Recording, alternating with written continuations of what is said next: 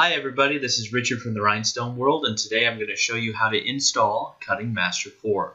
So you'll want to go to the link that's in the description of this video, and that's the page that we're on right now. And you'll want to click this link right here. It's for the installer for Cutting Master 4. So if you click that, it will start a download in the bottom left-hand corner of your screen, and I'll fast forward to when it's done. Okay, so the program finished downloading.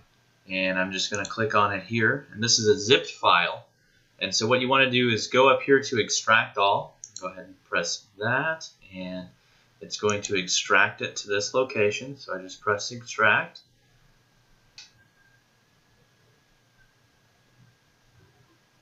Okay, now that it's done extracting, you're going to have the folder available right here. So I'll just double click it. Then I'm going to go to autorun.exe. That's the installer. So I'm just going to select English. It's going to begin installing. So when that finishes, you want to press Next, and accept the terms, and read them through. And actually read them, don't just scroll through like I did. Press Next. And if you've already installed it like I have, you'll want to press Yes. If you haven't installed it already, you won't have that option. But I'm just going to go ahead and press Yes. And press Next. Next. Next.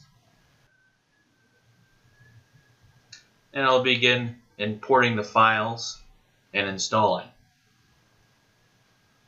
So after that installs, just go ahead and press Finish. And you're all set. You should be able to find that in your programs. Type in Cutting Master. There we go. Right, so that's how you install Cutting Master 4. If you have any questions, please send us an email at info@therhinestoneworld.com.